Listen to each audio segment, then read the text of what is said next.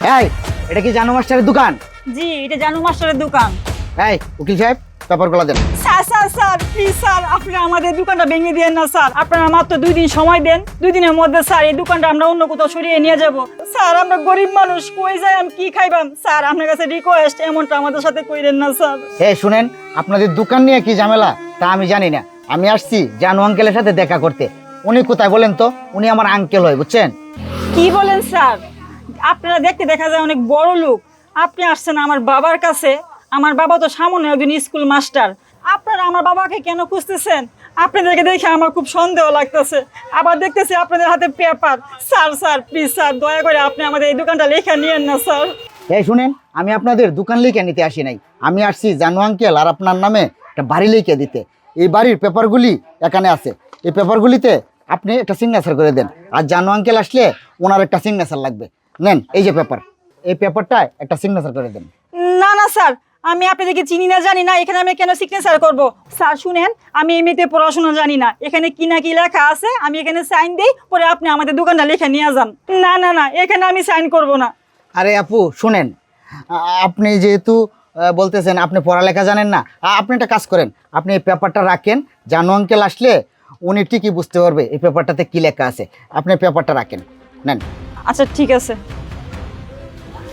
তাহলে আপু আমরা আসি। হ্যাঁ শুনেন, আচ্ছা বাবা আসলে আমি কি বলবো? আপনার নাম কি? ও আচ্ছা, আমার নামটা, আচ্ছা ঠিক আছে, আপনি এই কার্ডটা রাখেন। আঙ্কেল আসলে এই কার্ডটা একটু দেখাবেন, তাহলে আমাকে চিনতে পারবে। আচ্ছা ঠিক আছে। স্যার দাঁড়ান, একটা কথা কোন তো, আপনি যাই করেন সব কিছুতে আমার জানান, কিন্তু আমি একটা জিনিস বুঝলাম না, আপনি সামান্য একটা স্কুল মাস্টারের নামে 5 কোটি টাকার বাড়ি লিখে দিতেছেন, আবার আমারে দিয়ে 2 লাখ টাকাও রাখলেন। এটার কারণটা কি স্যার? ও আচ্ছা, এটার কারণ জানতে চাস? আমি 5 কোটি টাকার বাড়ি কেন লিখে দিলাম আর তোরে দিয়া এখানে 2 লক্ষ টাকা কেন রাখলাম, সব কিছু তুই জানতে পারবি। তুই আমার সাথে থাক, আর আমার সাথে তো তুই আসোসি। তুই একটু পরেই জানতে পারবে কি ঘটনা ঘটছে। তুই এখন আয়, পরে তোরে বলতেছি। কে জানে কি করে। হ্যাঁ পিঙ্কি, কয়টা বেচে কেন হয়েছে? টাকা দিয়ে বাজারে যান। আরে আব্বা রাও, তোমার বেচা কিনা দেহ কি সর্বনাশ হয়েছে। একজন উকিল আইসিন, এই যে দেহ পেপার দিয়ে গেছে আমারে। পেপার পেপার তুই রাখলি রে? তুই লে ভরে জানস? এই এখন এই পেপার দিয়ে যদি আমরা এই দোকানপাট লয়ে যায়, পরে কি করবি? কয়দিন আগে যে একটা উকিল নোটিশ আইছে যে আমরা দোকানটা রাস্তার পাশে পড়ে গেছে, দোকান ভাঙতে হইব, দোকান সরাই হইব, এটা তুই শুনস নাই? আব্বা প্রথম তো আমি এটাই মনে করছিলাম যে আমরা দোকান ভাঙতে আইছে, কিন্তু আসলে এরা দোকান ভাঙতে আইছে না। হ্যাঁ নাকি তোমার পরিচিত, তোমার নাকি 22টা লাগে। তুমি এই পেপারটা পড়ে দেহ, তাইলে বুঝতে পারবা এনে কি লেখা আছে। আচ্ছা ঠিক আছে, আমি দেখতেছি।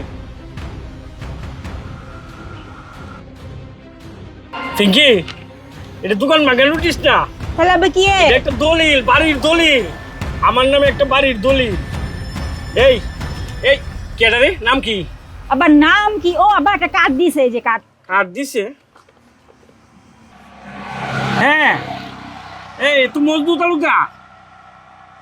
এরে আমি একসময় অনেক সহযোগিতা করছিলাম। এরে ব্যবসা লাগিয়ে আমি 5 লাখ টাকা দিছিলাম। সেই মজদুর তালুকদার কোন দিকে গেছে ক আমারে ক। বাবা ওই দিকে গেছে, ওই দিকে। ওইদিকে গেছে? হ্যাঁ, আচ্ছা তুই বাবা। একটা কাজ কর, তুই এই দলিল দেয়া আর এইটা তুই ভালোভাবে ঠেপায় রাখ। এই এটা কি রে? বাবা এটা তো আমি দেখি নাই, এটা কি? তুই কিনুতেই দেহস না, তুই কিনা লাগে দোয়াটা দস। নিশ্চয় বাবা ওরা এটা রেখে গেছে মনে হয়। এই 2 লাখ টিয়ার 2টা বান্ডেল এটি কেনা রাখছে? বাবা আমার মনে হয় টাকাগুলা ওই লোকগুলা রেখে গেছে। পিঙ্কি, তুই দোকানও থাক, খেয়াল রাখিস। আর আমি এই যে মজদুর তালুকদার মনে হয় টাকাটা ভুলে রেখে গেছে, আমি এদেরকে একটু খুঁজে দেখি। হ্যাঁ তুই থাকিস না আচ্ছা বাবা। মজদু। আরে স্যার, আসসালামু আলাইকুম। ওয়ালাইকুম সালাম। তুমি লাইনে বলিস? হ্যাঁ, তোমরা বলি দোকানে গেছিলা? ও আপনার দোকানে গেছিলাম স্যার, আপনারা তো পাইছি না। হ্যাঁ পাইছো না দোকানে? আমি শুনছি তোমরা একটা কাগজ লেখেছো আর একটা কাম করছো ভুল। এই দোকানের মধ্যে এই টাকাটা মনে হয় তোমরা ভুলে রেখে আইছো। এই টাকাটা কি তোমরা রেখেছো? স্যার আসলে টাকাটা আমরা ভুলে রাইকে আসি নাই, আমরা ইচ্ছা করে রাইকে আসছি। ইচ্ছে করে রেখেছো? আমি এই বিষয়টা কিছু বুঝতেছি না। 2 লক্ষ টাকা তোমরা ইচ্ছে করে আমার দোকানে রেখে আইছো। শুধু 2 লক্ষ টাকা না, দোকানে একটা দলিল রেখে আইছো। দলিলটা মধ্যে দেখলাম 5 কোটি টাকা দামের একটা বাড়ি আমার নামে লেখা। বিষয়টা কি মজদুর একটু খুললে কো আমারে। আসলে আঙ্কেল, আপনাকে বিষয়টা কি খুলে বলবো? আপনি তো সবই জানেন। কেন আঙ্কেল, আপনার কি মনে নাই আমি তো রাস্তার পাশে ভ্যান গাড়ির মাঝে তরকারির দোকানদারি করতাম। হঠাৎ করে একদিন এই তরকারির দোকানটা একটা বড় ট্রাকে ধাক্কা মেরে ভেঙে ফেলেছিল। আমি রাস্তার পাশে বসে বসে কান্না করছিলাম। আপনি আইসা আমাকে সব জিজ্ঞাসা করছিলেন আমার কি হয়েছে। আমি তখন আপনাকে কাহিনীটা বলছিলাম, আর আপনি আমার কাহিনী শুনে আপনার পেনশনের টাকা থেকে আমাকে 5 লক্ষ টাকা দিয়ে সেদিন সাহায্য করেছিলেন। জানেন স্যার, আমি ওই টাকাগুলি দিয়ে আমি একটা ব্যবসা দাঁড় করিয়েছিলাম। ছোট ব্যবসা থেকে আজকে আমি অনেক বড় ব্যবসায়ী, আর এখন আমি কোটি কোটি টাকার মালিক। স্যার, আমি তো সেদিনই আপনাকে বলেছিলাম আমি আপনার এই 5 লক্ষ টাকা দিয়ে যদি ব্যবসা বাণিজ্য করে ভালো কিছু করতে পারি, এর টাকা থেকে আমি কিছু লাভের অংশ আপনাকে দেব। আমি আমার কথা রাখার জন্য আপনাকে 5 কোটি টাকা দামের একটা বাড়ি লিখে দিছি, আর এই 2 লক্ষ টাকা দিছি আপনার হাত খরচ। স্যার, আমি যতদিন বেঁচে থাকবো, আমার ব্যবসা বাণিজ্য বেঁচে থাকবে, ততদিন পর্যন্ত আপনি আপনার লাভের অংশ পেয়ে যাবেন। আপনি আমার জন্য দোয়া করবেন, আমি যেন ব্যবসা করে আরও বড় কিছু হতে পারি। স্যার, তাহলে আসি আজকে। আর একটা কাজ করেন, দলিলটা সিগনেচার করে রাইখে দিন, আমার উকিল সাহেব আইসে নিয়ে যাবে, আর আপনি শীঘ্রই আপনার বাড়িটাতে উঠে যাবেন। সব কথা তোমার শুনছি। তুমি অনেকদিন পরে আইছো আমার বাড়িতে। আমার মেয়ে তোমারে চিনতে পারে নাই। এখন আজকে তুমি আমার বাড়িতে থাকবা, কালকে সকালে উকিল সাহেবের নিয়ে তুমি আবার ঢাকা যাবে। স্যার, আসলে কি জানেন, আমি ব্যবসা বাণিজ্য নিয়ে অনেক ব্যস্ত থাকি। আমি অবশ্যই আসবো। তাহলে আসি স্যার আজকে।